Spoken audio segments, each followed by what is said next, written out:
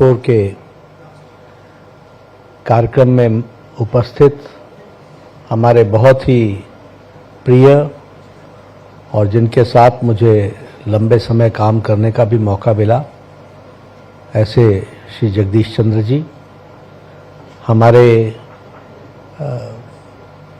भारत सरकार में राज्य मंत्री और मेरे साथ स्वास्थ्य की जिम्मेवारी और केमिकल और फर्टिलाइज़र की जिम्मेवारी देख रही बहन अनुप्रिया पटेल जी, हमारे लोकसभा के नवनिर्वाचित सदस्य और मेरे वरिष्ठ साथी अनिल बलूनी जी, डॉक्टर सरीन जी, डॉक्टर गुलेरिया जी, डॉक्टर श्री कोहली जी, हमारे सभी वरिष्ठ साथीगण, हमारे सभी पैनलिस्ट और हमारे मीडिया स्पोक्सपर्सन्स और हमारे यूनिवर्सिटी के दिनों के साथी और भारत 24 के साथ जुड़े हुए हमारे साथी श्री शशिकांत शर्मा जी और यहाँ उपस्थित मीडिया और समाज के साथ जागरूकता के साथ जुड़े हुए सभी वरिष्ठ बंधुगण, मेरा ये सौभाग्य है कि मुझे आज भारत 24 के इस कार्यक्रम में आने का मौका मिला है और भारत 24 के साथ मेरा लंबा रिश्ता रहा है।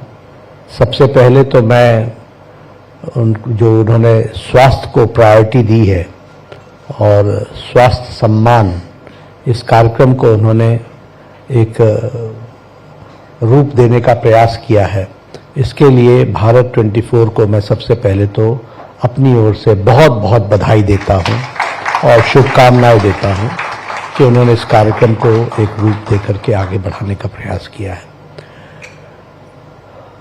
अभी जगदीश जी ने मेरा बड़ा लंबा परिचय दिया और उन्होंने मेरे व्यक्तित्व के बारे में बहुत सी चर्चाएं की। ये जगदीश जी का बड़प्पन है कि वो अपने साथी को बड़ा करते हैं और इसलिए वो शब्दों में उन्होंने मुझे भी बड़ा किया। लेकिन एक बात उन्होंने कही कि मैं पार्टी का आदमी हूं। अब मेरी दिक्कत ये हो रही है कि मैं स्वास्थ्य मंत्री के रूप में बोलूं या पार्टी के अध्यक्ष के रूप में बोलूं। तो पहले तो पार्टी के अध्यक्ष के रूप में एक बात आपसे बोलना चाहता हूं कि हमारी सदस्यता अभियान चल रही है, आप भी उसमें शिरकत करें और अपने आप को आप जोड़ें तो अच्छा रहेगा।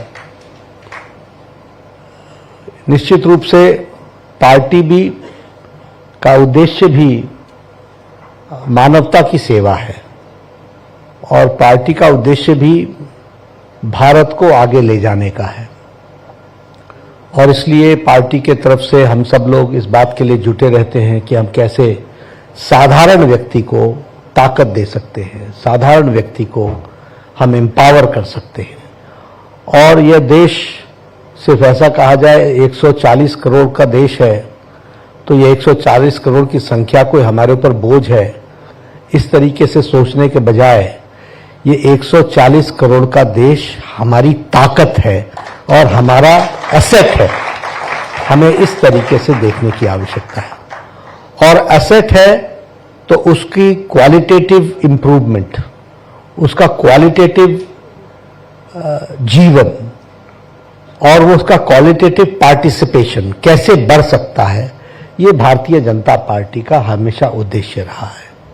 और उसका एक बहुत बड़ा सेगमेंट जो आता है वो है हेल्दी बॉडी, स्वास्थ्य, हेल्दी माइंड, क्योंकि हेल्दी माइंड होगा, हेल्दी बॉडी होगी तो हेल्दी कंट्रीब्यूशन होगा। और जब हम कहते हैं कि हमारा देश यंग देश है, यानी युवाओं का देश है, सबसे बड़ी आबादी हमारे युवाओं की है, तो युवा अगर हेल्दी है, युवा अगर ताकतवर है, युवा पॉजिटिव कंट्रीब्यूशन करने वाला है, तो देश की तरक्की को रोकने का कोई संभव कोई उसको कर ही नहीं सकता और देश तरक्की करेगा ही करेगा। इस बात को हमको ध्यान में रखना चाहिए। एक बात मैं जरूर कहता हूं कि क्योंकि स्वास्थ्य से जुड़ा हूं, वैसे कई मंत्रालय आते जाते रहते हैं, लेकिन जो भी मुझे मंत्रालय मिला है वो मंत्रालय का इफेक्ट इमीडिएट नहीं होता। लेकिन डिसीजन इमीडिएट लेने पड़ते हैं, इफेक्ट लॉन्ग टर्म होता है। तो इसलिए हम लोगों को पेशेंस अपने आप में निहित करना पड़ता है। मैं कोई पीडब्ल्यूडी मिनिस्टर नहीं हूं जो कल बुलडोजर भेज दिया, सड़क निकाल दी, ये खोद दिया, वो खोद दिया, देखो हो गया। हम तो आज इस बात का प्रयास करते हैं कि बच्चे को समय पर टीका लग गया, लेकिन वह टीका जब वो 14 साल का होता है, 15 साल का होता है, तब हमको पता चलता है कि सही समय पर जो टीका लगा उसका असर क्या हुआ। और फिर हमारे नेशनल हेल्थ फैमिली सर्वे जब आते हैं तो हमको बताते हैं कि हम कितने स्वस्थ हो पाए हैं। तो you have to keep a patience, लेकिन कंट्रीब्यूशन आपका उस समय होता है, वो उस दिन नहीं होता जिस दिन सर्वे के रिजल्ट्स आ रहे होते हैं। कंट्रीब्यूशन आपका 20 साल पहले होता है, 10 साल पहले होता है। इसलिए हेल्थ मिनिस्ट्री की जब मैं बात करता हूं तो इन बारीकियों को हमेशा हमको ध्यान में रख करके करना चाहिए। हम आज इस बात का प्रयास करते हैं और देखिए उसका असर आज आपको 12 साल बाद, 10 साल बाद मिलेगा। हम इस बात का प्रयास करते हैं कि मदर्स एब्सोल्यूट अफेक्शन, चाइल्ड की ब्रेस्ट फीडिंग फर्स्ट 24 आवर्स में हो जानी चाहिए और नेक्स्ट 6 मंथ्स तक वही ब्रेस्ट फीडिंग होनी चाहिए। आप समझिए 2 करोड़ बच्चे हमारे यहां हर साल पैदा होते हैं। 2 करोड़ को इंश्योर करना कि मदर इस काम को करे, यह छोटी हरकत नहीं होती है, बहुत बड़ी हरकत होती है, लेकिन मानवता को कितना असर पड़ता है इसको हमको समझना चाहिए। कितना इनपुट लगता है और उसका असर healthy mind, healthy body, healthy growth of the brain of the child is so important, and for that breastfeeding is so important. तो आप समझिए कि हमारा विभाग जो है या हमारा जो एरिया है वो कितना सेंसिटिव भी है और कितना दूरगामी प्रभाव भी छोड़ता है और कितना टाइम एक्शन पर लेने की जरूरत हो, टाइम पर एक्शन लेने की जरूरत होती है, इसको भी हमको समझना चाहिए। इसलिए आज जब मैं हेल्थ की बात करता हूं तो मैं हमेशा ये बात कहता हूं कि सबसे पहली बात तो यह है कि प्रधानमंत्री मोदी जी ने गुजरात के एक्सपीरियंसेस के बाद जब वो 2014 में भारत के प्रधानमंत्री बने तो उन्होंने हेल्थ की पॉलिसीज को चेंज करने का प्रयास किया और आफ्टर 3 डिकेड्स, 3 दशक के बाद भारत की हेल्थ पॉलिसी आई। अब हेल्थ पॉलिसी क्या थी? अब आप साधारणतः जानते होंगे, हम लोग बोलते हैं हमने हॉस्पिटल्स खोल दिया, हमने हॉस्पिटल्स खोल दिए। मतलब पहले बीमार करो फिर उसका इलाज करो और इलाज पर लगे रहो और फिर बताते रहो कि हमने इतना इलाज कर दिया, हमने इतना इलाज कर दिया। हमारी जो 2017 की हेल्थ पॉलिसी आई, यहां डॉक्टर सरीन बैठे हैं, डॉक्टर गुलेरिया बैठे हैं, इन सबका बहुत बड़ा कंट्रीब्यूशन उस समय रहा, बहुत बड़ा कंट्रीब्यूशन हुआ और वह बहुत एग्जॉस्टिव कंसल्टेशन के बाद, वर्कशॉप्स के बाद, workshops after workshops, Anupriya ji भी उस समय हेल्थ मिनिस्ट्री में ही थी, we were all together working, दिन रात मेहनत की और फिर उसके बाद एक होलिस्टिक हेल्थ अप्रोच को डेवलप किया गया। Inclusive, holistic, preventive, curative, palliative, rehabilitative, सारे एस्पेक्ट्स को जोड़ने का प्रयास किया गया और एक कॉम्प्रिहेंसिव हेल्थ पॉलिसी हम लोग लेकर के आए और उस कॉम्प्रिहेंसिव हेल्थ पॉलिसी के तहत हम लोगों ने काम को शुरू किया। यहां मैं इतना जरूर बताना चाहूंगा कि हमने, देखिए, जितनी बड़ी इमारत होती है उतना ही सॉलिड उसका बेस होता है। तो हमारी कोशिश क्या थी कि अगर पिरामिड बनना है तो जितना बड़ा पिरामिड बनना है तो उसका उतना बड़ा बेस होना चाहिए और वो सॉलिड बेस होना चाहिए। और इसलिए हम लोगों ने सबसे पहले इस बात की कोशिश की कि हमारे सब सेंटर्स, जो सबसे प्राइमरी यूनिट है, वहां उसको हम स्ट्रेंथन करें। और फर्स्ट फेज में हम लोगों ने सब सेंटर्स को और पीएचसी को अर्बन में और बाकी सब जगह उसको हमने कन्वर्ट करके हेल्थ एंड वेलनेस सेंटर बनाने का प्रयास किया। अब वेलनेस सेंटर का मतलब क्या हुआ? a wellness center where an individual at the age of 30 gets his diabetes checked, blood pressure checked, heart checked, dental check, mental check, all types of checking should take place, so that we are able to understand that this person is going to be hypertensive, this person is going to develop heart problems, this person is going to develop kidney problems, this person is going to develop liver problems, this person is going to develop diabetic problems, and for that उसको कैसे रोका जा सके, इस बात को हम लोगों ने उस समय प्रयास किया। इसलिए सारी वर्कशॉप, सारी ट्रेनिंग हम लोगों ने उस समय उस वर्कशॉप को देने का प्रयास किया। जब मोदी जी की दूसरी सरकार बनी, यानी दूसरी बार जब वो सरकार में आए, तो उन्होंने इसी को बढ़ा करके उसको आयुष्मान आरोग्य मंदिर बना दिया, और आयुष्मान आरोग्य मंदिर में हर एक तरीके के हमने फैसिलिटीज देने का प्रयास किया। और आजकल हम लोग जो उस पर कर रहे हैं वो एनक्वास कर रहे हैं, नेशनल क्वालिटी एश्योरेंस सिस्टम। हम क्वालिटी के एश्योर कर रहे हैं और हम उसको अवार्ड दे रहे हैं। और आज 1,63,000 आयुष्मान आरोग्य मंदिर में यह काम चल रहा है और उसको हम तीव्र गति से आगे बढ़ा रहे हैं। और हम उसको हब एंड स्पोक मॉडल के तहत हम टेलीमेडिसिन से भी जोड़ रहे हैं, टेली कंसल्टेशन से भी जोड़ रहे हैं। किसी को कोई रैशेज हो गए तो हम उसको वहीं पर टेली कंसल्टेशन करके उसको प्राइमरी हेल्थ सेंटर पर कोई एक हमारा व्यक्ति होगा, वो डिस्ट्रिक्ट हॉस्पिटल को उसको दिखा देगा, वहीं पर उसको दवाई मिल जाएगी। इस बात का भी हम प्रयास कर रहे हैं। अब आपको जानकर के खुशी होगी कि आयुष्मान आरोग्य मंदिर में अगर मैं डायग्नोस्टिक्स की बात करूं तो 14 किस्म की डायग्नोस्टिक्स की फैसिलिटीज है, और अगर हम पीएचसी में बात करें तो 63 काइंड्स की डायग्नोस्टिक्स की फैसिलिटीज हैं, और अगर हम सीएचसी की बात करें तो 97, और डिस्ट्रिक्ट हॉस्पिटल में 111 हमारे फ्री डायग्नोस्टिक फैसिलिटीज को हम लोगों ने देने का प्रयास किया है, ताकि आम आदमी को हम सही समय पर उसको हम प्रिवेंट कर सकें, उसको हम क्योर कर सकें। और उसी तरीके से हमने डिस्ट्रिक्ट हॉस्पिटल्स में, जैसा मैंने कहा, 111 और 134 हमने एसेंशियल मेडिसिन को भी हमने जोड़ने का प्रयास किया। आज आयुष्मान आरोग्य मंदिर में 106 किस्म की एसेंशियल मेडिसिन अवेलेबल है, 106 मेडिसिन। पीएचसी में 172 types of medicine, sub centre में 318 और डिस्ट्रिक्ट हॉस्पिटल्स में 381 मेडिसिन। यानी जो हम लोगों ने कहा free drugs and diagnostic facility, तो ये शब्दों में नहीं है, इसको एसेंशियल मेडिसिन के तहत ला करके इतनी मेडिसिन डिस्ट्रिक्ट हॉस्पिटल में होना मैंडेटरी है, और उसकी फैसिलिटी को हम पब्लिक करते हैं और डिजिटली हम डिस्क्लोज करते हैं और डिस्पोज ऑफ करते हैं। इसको हमको ध्यान रखना है। अभी आपने मेरा पुराना इंटरव्यू देखा, हालांकि उस शक्ल और इस शक्ल में बड़ा अंतर है, और थैंक्स टू सरीन जी, गुलेरिया जी, इन लोगों से मैं बार बार पूछता था वजन कैसे कम करूं, वजन कैसे कम करूं, तो इन सब लोगों ने बहुत से उपाय बताए, तो मैंने भी अर्न किया है। तो आज लेकिन उस इंटरव्यू में वो बता रहे थे कि मदर एंड चाइल्ड के प्रोग्राम्स के बारे में। अब देखिए क्या है, हमारे यहाँ इन सब चीज़ों की चर्चा नहीं होती।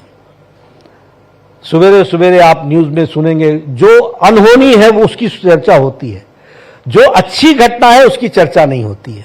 कोई बात नहीं, समाज का नियम भी है, और हमारे यहाँ कहा भी जाता है इल न्यूज ट्रैवल्स फास्टर। तो अगर कोई खराब खबर हो तो वो बड़े तेजी से जाती है, और good news takes its own time. और इसीलिए मैं घर वालों को बोलता हूं, no news is good news,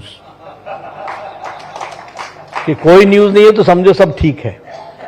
लेकिन अगर हम बात करें तो आपके ध्यान में आएगा कि हमारा कोहॉर्ट कितना बड़ा है। हमारा अगर आप देखिए तो इस देश में 2 करोड़ के आसपास pregnant women at any given time per year बच्चे पैदा होते हैं, 2 करोड़। तो 2 crore pregnant women and 2 crore lactating child, जो लैक्टेटिंग मदर होती है और उसके साथ उसका बच्चा होता है। इतना बड़ा हमारा वो है। अब आप देखिए इसकी व्यवस्था क्या है। 98% हम पहुंच गए हैं, 98%। जिस दिन मदर कंसीव करती है उस दिन से लेकर के 3 antenatal checkups on record digitally mother and child tracking system MCTS Delhi में 5 करोड़ लोगों को इन डिफरेंट लैंग्वेजेस हम ट्रैक करते हैं. Every ASHA worker has to fill in her iPad कि उसने कब विजिट किया, कौन सा एंटीनेटल चेकअप में उसको सब्सक्रिप्शन दिया, और उसको vaccination 6 vaccination 2 vaccination before the child is delivered, और उसकी इंस्टीट्यूशनल डिलीवरी कराना. अब मैं इंस्टीट्यूशनल डिलीवरी की बात करूं तो 88.63% हमारा इंस्टीट्यूशनल डिलीवरी हो गई है. यानी मदर को घर से ला करके उसको डिलीवरी कराना, डिलीवरी करा करके वापस भेजना, और अगर कोई कॉम्प्लिकेशन हो जाए तो फिर से उसको इंस्टीट्यूट में लाना और फिर से ठीक करके घर भेजना. यह काम आज भारत में हो रहा है, और इसलिए सेफ मदर सेफ चाइल्ड इस काम को हम लोग करने का पूरा प्रयास कर रहे हैं. और इसी तरीके से अगर हम देखें तो इम्यूनाइजेशन का प्रोग्राम अगर हम लें, जो मैं अब बात कर रहा था कि बच्चे को टीका लगने का, 93.23% हमारा इम्यूनाइजेशन है. 90, और ये हम नहीं कह रहे हैं, ये नेशनल हेल्थ फैमिली सर्वे कह रहा है. 93.23% हमारा इम्यूनाइजेशन है, वैक्सीनेशन है. अब वैक्सीनेशन में भी एक वैक्सीनेशन नहीं लगता है, कुल मिलाकर के 27 डोजेस लगते हैं जब तक वो 12 साल का नहीं होता, 12 इयर्स का नहीं होता. और तब तक हम उसको ट्रैक करते हैं. We keep the track of the child for 12 years, और 27 डोजेस लगते हैं, और तब हम कहते हैं ये हेल्दी चाइल्ड है. आप बताइए, ये छोटा काम है? अब कहां गढ़चिरौली, कहां लद्दाख, कहां लेह, कहां बस्तर है, कहां ये इंटीरियर्स की जगह है, और इन सब जगहों पर हमारे लोग पहुंच करके वैक्सीनेट करके सब लोगों को हेल्दी चाइल्ड हेल्दी मदर रखने का प्रयास करते हैं. इसको भी हमको समझना चाहिए. मिशन इंद्रधनुष का प्रोग्राम चला. मिशन इंद्रधनुष में प्रोग्राम्स जुड़ते चले गए, वैक्सीनेशन के प्रोग्राम्स जुड़े, और उसी तरीके से इन सब चीजों को आगे बढ़ाने का काम हुआ है. आज हम कह सकते हैं हमारा इन्फेंट मोर्टेलिटी रेट जो 37 था पर 1000 लाइव बर्थ्स, आज वह घट करके 28 हो गया है. यह हमारा इन्फेंट मोर्टेलिटी रेट है. अगर हम मैटरनल मोर्टेलिटी रेशियो की बात करें तो वो 2014 में 130 था पर लाख लाइव बर्थ्स, यानी 1 लाख बच्चा पैदा होता था, तो उसमें मैटरनल मोर्टेलिटी मदर की जान जाने की जो थी वो 130 थी. That has been reduced now to 90 तक हम लेकर के आए, और उसको हम आगे बढ़ाने का प्रयास कर रहे हैं. अंडर 5 मोर्टेलिटी रेट जो है वह भी आज 43 से घट करके 32 पर आ गया है. और टोटल फर्टिलिटी रेट, पॉपुलेशन को भी हम स्टेबल कर रहे हैं. बहुत ज्यादा चिंता करने की बात नहीं, ये सब कहने की बातें होती हैं, लेकिन yes, we are trying to stabilise our population and it will be stabilised in coming times. हमारा आज टोटल फर्टिलिटी रेट जो 2.3 था वो 2.0 पर आकर के खड़ा हो गया है. इस तरीके से हम इसको भी. अगर मैं सेकेंडरी हेल्थ केयर की बात करूं तो हम मेडिकल कॉलेजेस की बात कर लें, डिस्ट्रिक्ट हॉस्पिटल्स की बात कर लें. कभी सोचा था कि आपका डिस्ट्रिक्ट हॉस्पिटल मेडिकल कॉलेज बन जाएगा? कभी सोचा था कि इस तरीके से हमारा डिस्ट्रिक्ट हॉस्पिटल, हम तो यही सोचते थे कि ये गांव का हॉस्पिटल ना बन जाए, शहर का हॉस्पिटल गांव का ना बन जाए, यही हम सोचते थे. आज district hospitals are being converted into medical colleges. And medical colleges कितने बने हैं? हमारे यहां 387 मेडिकल कॉलेजेस थे, आज मेडिकल कॉलेजेस 731 हो गए हैं, जो हमने डिस्ट्रिक्ट के हॉस्पिटल्स को मेडिकल कॉलेज बनाया है. एंड मेडिकल सीट्स 88% इंक्रीज है. अगर मैं सुपर स्पेशलिटी ब्लॉक कहूं तो देश में हमने 75 डिस्ट्रिक्ट हॉस्पिटल्स को डिस्ट्रिक्ट मेडिकल कॉलेजेस को हमने सुपर स्पेशलिटी ब्लॉक्स दिए हैं, और सुपर स्पेशलिटी में 7 टाइप्स ऑफ सुपर स्पेशलिटीज पर काम चल रहा है. 75 हमने सुपर स्पेशलिटी ब्लॉक्स दिए हैं. मेडिकल सीट्स में जैसा मैंने कहा कि हमारा 118% का इंक्रीज है. 51,000 सीट्स होती थी, आज 1,12,112 सीटें हो गई हैं अंडर ग्रेजुएट की। और अभी लाल किले से प्रधानमंत्री जी ने हमको बहुत बड़ा टारगेट दिया है, और वो टारगेट है to increase 75,000 medical seats. Now you see how uphill task it is that we have to maintain the quantity and the quality, दोनों को मेंटेन करना है।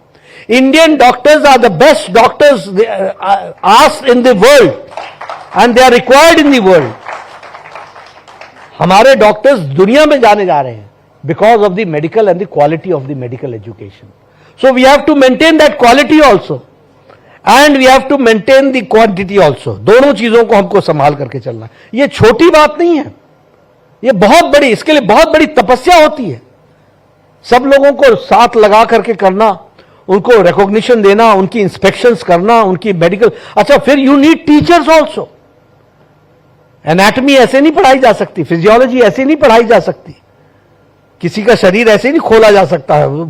You have to have the train degree for that. तो वो सारी चीजों को करने का काम। अब पीजी की सीट्स अगर हम देखें, हमारे पास 31,000 था, आज 72,000, 133% का इंक्रीज हुआ है पोस्ट ग्रेजुएट सीट्स में। All India institute of medical sciences की अगर हम बात करें तो मैं हमेशा बोलता हूं कि हमने रीजनल इंबैलेंस को खत्म किया। All India institute of medical sciences पहले एक था, एक ही मेडिकल कॉलेज था। बाद में अटल जी की सरकार आई तो 6 हुए। बाद में फिर यूपीए की सरकार लंबे समय तक रही तो उनको एक रायबरेली देखा, चलो देर आए दुरुस्त आए, एक तो खोला। आज मोदी जी की सरकार है, we have got now 22 all India institute of medical sciences. और डॉक्टर गुलेरिया जानते हैं, हमने एम्स के स्टैंडर्ड को डाइल्यूट नहीं होने दिया है। हमने उसके एम्स के स्टैंडर्ड को मेंटेन कर लिया, because all India institute of medical sciences is a brand and we have to maintain that brand. इसलिए हम उसको किस तरीके से आगे बढ़ा रहे हैं। हमारे टीचर्स, हम इंटरव्यू लेते हैं, एसोसिएट प्रोफेसर्स के इंटरव्यू लेते हैं, 22 23 लोगों के इंटरव्यू होते हैं। नीचे लिखा होता है नॉट फाउंड फिट। हम इंटरव्यू लेने के बाद हम भरते नहीं है, हम जब कोई हमको फिट कैंडिडेट मिलता है तभी हम all India institute of medical sciences में भरते हैं। अब आप देखिए हमारे लिए कितना अपहिल टास्क है कि 22 all India institute of medical sciences भी चलाना है और नॉट फाउंड फिट भी रखना है, यानी फाउंड फिट भी चाहिए डॉक्टर यानी प्रोफेसर जो उस लायक हो सके। तो इसके बीच का जो संघर्ष होता है तो उसको भी हम चला रहे हैं। और जैसा मैंने कहा कि नॉर्थ इंडिया में हमने 6 ऑल इंडिया इंस्टीट्यूट खोले, रेवाड़ी में खोल रहे हैं, जम्मू में खोल रहे हैं, अवंतीपोरा में खोल रहे हैं, ऋषिकेश में खोला है, बिलासपुर में ऑपरेशनल हो गया है और उसको हम आगे बढ़ा रहे हैं। उसी तरीके से वेस्ट में जोधपुर, राजकोट और नॉर्थ में भटिंडा और ईस्ट में पटना, भुवनेश्वर, गोरखपुर, रायबरेली, दरभंगा, कल्याणी कुछ ऑपरेशनल हो गए हैं, कुछ ऑपरेशनल होने वाले हैं। और सेंटर में रायपुर, भोपाल, नागपुर और उसी तरीके से साउथ में मंगलगिरी, बीबी नगर और मदुरई, इसमें हम खोल रहे हैं। इस तरीके से हम आगे बढ़ा रहे हैं। तो एक all India institute of medical sciences का रीजनल इंबैलेंस, पहले सब लोग दिल्ली आते थे। आज आपको जानकर के खुशी होगी, कल ही मैं भुवनेश्वर का रिव्यू ले रहा था, तो प्रैक्टिकली भुवनेश्वर के और उधर के एरिया के लोग और इवन वेस्ट बंगाल के लोग, now everybody is going to Bhubaneswar, they are not coming to Delhi. ये डिफरेंस आता है। आज सारे मध्य प्रदेश के पेशेंट्स अब दिल्ली नहीं आ रहे हैं, वो सारे भोपाल जा रहे हैं। अब सारे छत्तीसगढ़ और नीचे के इलाके के यानी तेलंगाना से लेकर के और नेबरिंग एरिया के लेकर के उड़ीसा के लोग भी जो नीचे छत्तीसगढ़ से लगे हुए लोग हैं, they are going to Raipur. तो we have tried to see to it कि जनसंख्या तो बढ़ी है, पेशेंट्स भी बढ़े हैं, तो उसके फ्लो को सबको दिल्ली ही आए ये जरूरी नहीं है। हम उनको पेशेंट्स को वहां पर quality medical education, medical services दे सके, इस बात का हम लोगों ने प्रयास किया है। आज बिहार से लोग बहुत कम आ रहे हैं, पटना इज टेकिंग केयर और उसी तरीके से उसको आगे बढ़ाने का प्रयास हुआ है। एक मैं आप लोगों के साथ जरूर चर्चा करना चाहूंगा। देखिए, जब हम लोग बोलते हैं ना आत्मनिर्भर भारत, स्वाभिमानी भारत, तो ये इसको हाउ विल यू एक्सप्लेन, ये स्वाभिमानी भारत क्या होता है? ये आत्मनिर्भर भारत क्या होता है? I will explain you. और आप देखिए, जापानीज इंसेफ्लाइटिस की दवा 1906 में बन गई जापान में, और भारत में वो 2006 में आई। इट केम इन 2006।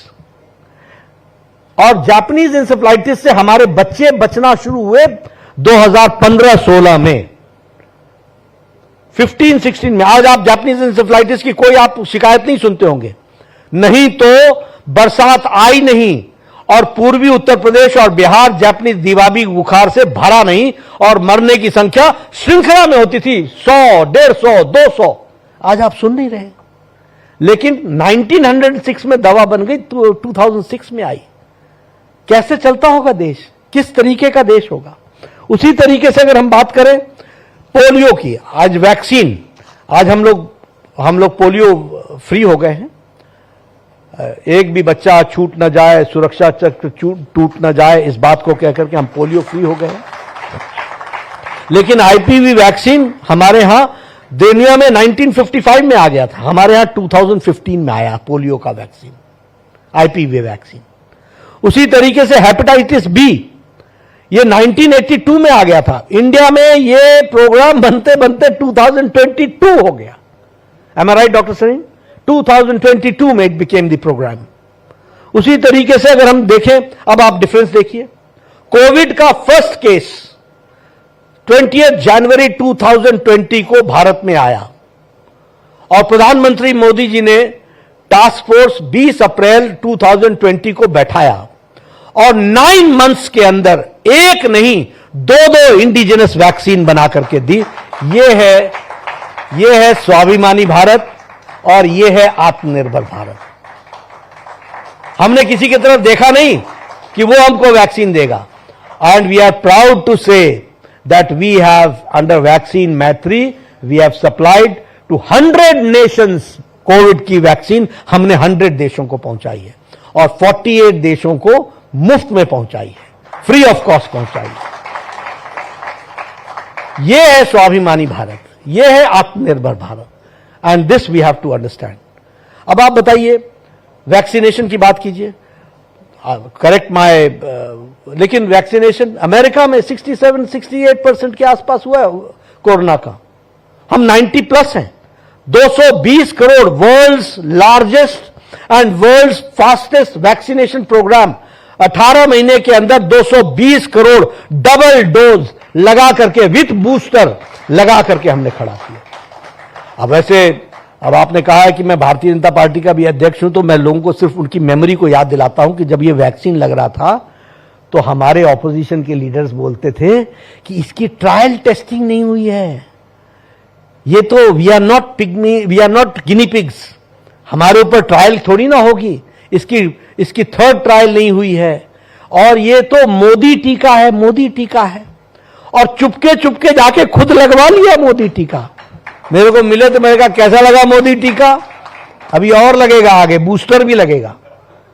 लेकिन देखिए कि तो देश किस बात से जूझ रहा था और ये किस बात से जूझ रहे थे, और आज भारत 220 करोड़ डबल डोज लगा करके आज भारत दुनिया को एग्जाम्पल दे रहा है। इस बात को हमको समझना चाहिए।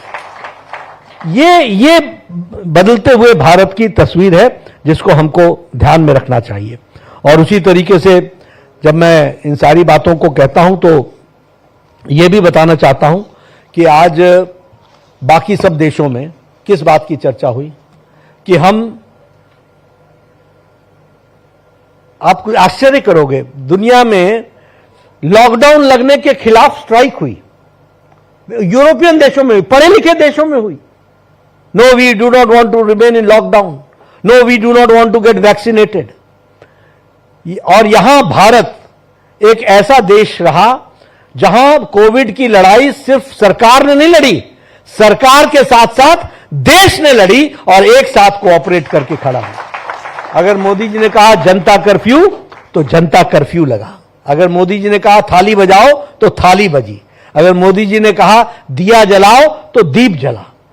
यह दीप जलना सिर्फ दीप जलना नहीं था, यह 140 करोड़ लोगों का कोविड से लड़ने का कमिटमेंट था और उसका कन्विक्शन था जो उसमें से निकल करके आया। तो इस तरीके से देश को आगे बढ़ाने का प्रयास हुआ है और उसको हम लोगों ने आगे रखने का प्रयास किया है। I feel myself to be proud that I have been associated with health, and I am very lucky to be a person who was a health minister in the state also and who was health minister in the center also, and the union government also. हमको ये देखने का मौका मिला।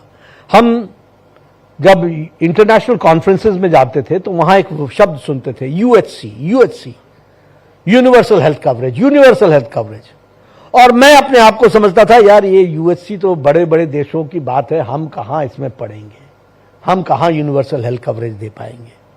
लेकिन आज India is a leader, और मैं आपको बताना चाहता हूं कि भारत में मोदी जी ने कहा कुछ बड़ा करो, और भारत की हमको तस्वीर बदलनी है, थिंक अबाउट इट। और प्रधानमंत्री जन आरोग्य योजना, प्रधानमंत्री आयुष्मान भारत, 10 करोड़ 74 लाख परिवार, आज वो 12 करोड़ हो गए। उस दिन 10 करोड़ 74 लाख परिवार, 55 crore people of India, which is India's 40% of the population, and which who are the marginal section of the society, poor people, by socio-economic caste census के तहत भी और by profession also, रिक्शा वाला, ठेला वाला, रेडी वाला, फेड़ी वाला, सब्जी वाला, बस का ड्राइवर, कंडक्टर, क्लीनर, ट्रक का ड्राइवर, गेट का security guard, lift man, barber, जूते बनाने वाला, ऐसे marginal section of the society को प्रधानमंत्री जी ने 5 लाख रुपए पर ईयर पर फैमिली देने का तय किया। This is world's largest health coverage programme, this is the world's largest health coverage programme. और इसमें आपको जानकर के खुशी होगी कि अभी तक लगभग 34 करोड़ लोगों का आयुष्मान कार्ड बन गया है, 6.86 करोड़ लोगों का ट्रीटमेंट हो गया है, यानी 6 करोड़ 86 लाख, यानी 7 करोड़ लोगों का ट्रीटमेंट हो चुका है। और इसमें 86,997 crores this has been spent on the poor people for giving them quality health care, और उनको उनकी जान को बचाने के लिए इस तरीके की व्यवस्था की गई है। अभी हम आयुष्मान भारत डिजिटल मिशन में हम काम कर रहे हैं, और आप लोगों को भी अगर नहीं मिला है तो आप आभा कार्ड लीजिए, आयुष्मान भारत हेल्थ कार्ड, आभा card, Ayushman Bharat health authority के तहत वो आभा कार्ड दिया जा रहा है। ये जो आभा कार्ड है ये भी अभी 36 करोड़ को हम बांट चुके हैं, बाकी ऑन प्रोसेस है। Now what is this? This Abha card will have all the practitioners of the country, all the health workers of the country in one through that card you can access all the health facilities of the country, you can access to it, and it will have your PHR also, your personal health record also। आप लोग जाते हैं ना कभी किसी को दिखाने, तो इतना बड़ा जत्था लेकर के जाते हैं, ये पता नहीं ये कहां पर, ये एक्सरे कहां हुआ था, वो एक्सरे कहां हुआ था, लाल पैथ लैब का ब्लड टेस्ट कब हुआ था, उसका कब हुआ था। Now you are going to have all in that one आभा card, and that privacy will with you. If you want to share with anybody, वो आप शेयर कर सकते हो, और वो भी आगे किसी को शेयर नहीं कर सकता। इस तरीके की हेल्थ की हमने फैसिलिटी बताई है। अब बताइए, अब हम उनको तो नहीं समझा सकते जिनकी बुद्धि बंद है, लेकिन उनको तो हम समझा ही सकते हैं कि India is becoming digital, it is a digital India now.